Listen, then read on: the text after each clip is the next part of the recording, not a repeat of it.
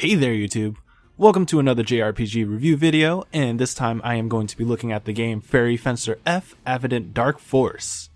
As always, I will give you a little detail on the game before giving my review, as well as my time spent playing the game. And also, as always, spoiler alert and bias alert. So this game is a remake of the game Fairy Fencer F for the PlayStation 3, originally released on September 14th, 2014.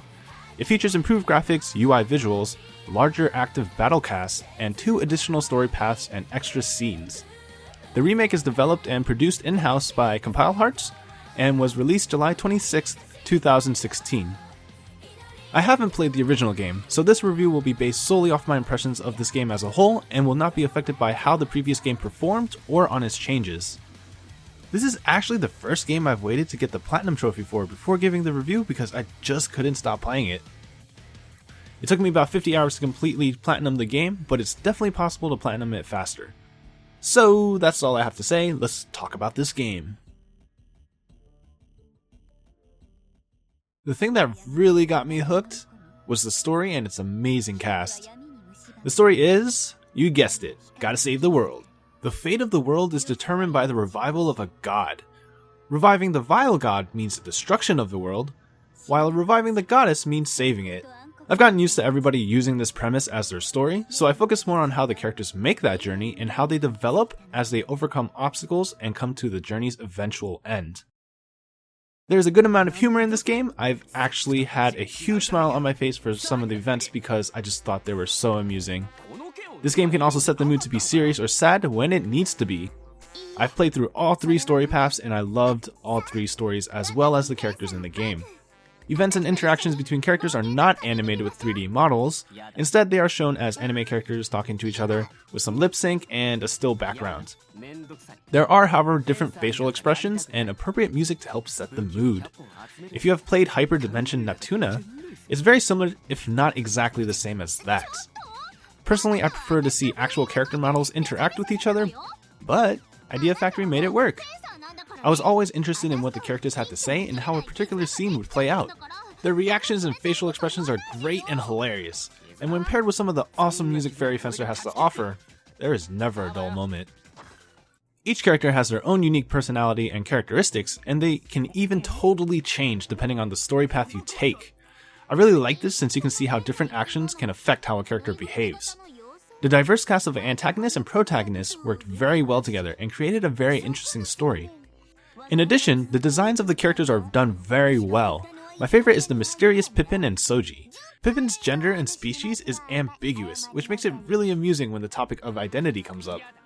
No one knows what he is, so when they try to guess, it creates really funny scenes. However, he is given a gender for the English localization. Since it's not a complete remake, I expected the same graphics from the original PlayStation 3 game. Despite being released on a new gen console, I have no issues with how they look. After all, I don't play a JRPG only for its graphics. They got their blue physics working great, so I can't really complain now, can I? Avident Dark Force has a unique turn-based system. It actually took me a bit to warm up to the battle system at first. I think this was because it was very limited on what actions I could perform. Once I got further in the game, unlocked more skills and characters, it became more fun. The battle system is a turn-based system with turn orders being based on agilities and actions performed. Using skills and longer combos will delay a character's turn. A character's movement is restricted on the battlefield by a circle. You can move your character anywhere as long as it's within that circle. To me, this is an upgrade from the turn-based grid battle system that I've experienced a lot by adding more dimensions to the battle. The only issue I have with the battle system is that there isn't a way to move your character and turn them accurately. This is an issue when using AoE skills that have the potential to target multiple enemies. Typically this happens when I run into 3 enemies in a triangle formation. I had to move my characters and hoped I positioned him or her correctly to be able to hit all the enemies. This was very annoying. There were a few mechanics that I actually liked even though they were frustrating at times. Attacking from a certain direction will affect your hit rate, so being able to position your characters correctly played an important role, especially on harder difficulties when your characters tend to miss a lot. They have a combo system that unlocks, allowing you to do more damage and see more interesting attack patterns. I've rarely used this though outside of grinding due to skills really outclassing normal attacks by a very large margin. A unique concept I've never seen is part break. Some enemies have parts that you can break in order to gain more experience or items. I actually don't like the way they implemented this mechanic, since you can only damage parts using certain attacks and it's always a set amount of damage. I prefer to be able to target parts directly, but it's not really a big deal since part destruction didn't have an impact on gameplay really. You also can't visually tell if a monster had parts that could be broken. I had to predict based on past battles, which is very lame. Dungeon exploration is also like Hyperdimension Neptunia. You have a small dungeon to navigate and you can perform special actions and complete challenges. These systems help relieve what could have been a really boring dungeon run. Players can dash, jump, break objects, and interact with enemies. There is a set challenge that are the same for every character. Completing these challenges will enhance your characters by increasing a specific stat. So it's like literally training your character as you're navigating through dungeons. When I wasn't dashing through the levels trying to avoid enemies, I was hopping like a bunny in order to increase my tech stat to improve hit rates. This game is not an open world game, so world navigation is done through an atlas. This kind of system is really primitive, but it's within the realm of accepted behavior, at least for me. You travel to different towns and dungeons by selecting an icon on the world map. Fairy Fencer has a cool mechanic that allows you to add special conditions to a dungeon through an item known as a furry.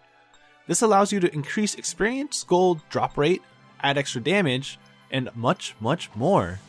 I would consider the explorable world small since it only contains about 8 to 10 unique dungeons, and then they reuse the textures to create very similar levels. Surprisingly, I did not have an issue with this.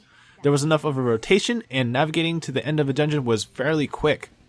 I actually didn't notice this lack of variety until I came close to finishing the game after 3 playthroughs. Even though this isn't an issue for me, it's possible other players will get bored of the repetitiveness. I think this is one of the most fun-filled RPGs I have played in a long time. It's not that I didn't enjoy some of the more recent RPGs, but this story is very lighthearted compared to all the mainstream JRPGs I've played thus far.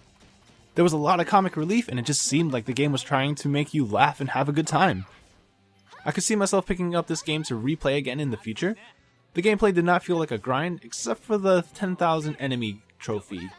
And all the gameplay mechanics and story worked so well together. It kept me engaged and I've missed my bedtime numerous times because of this game.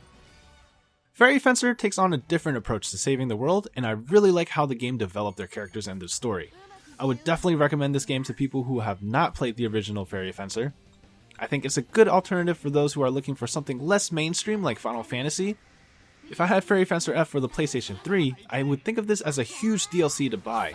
I can't really recommend paying another $60 for this game if you own the original, but it would definitely be worth taking a look at once it hits maybe the $20 range, just for the 2 extra story paths. And with that, I will leave you to decide whether you should buy this game or not.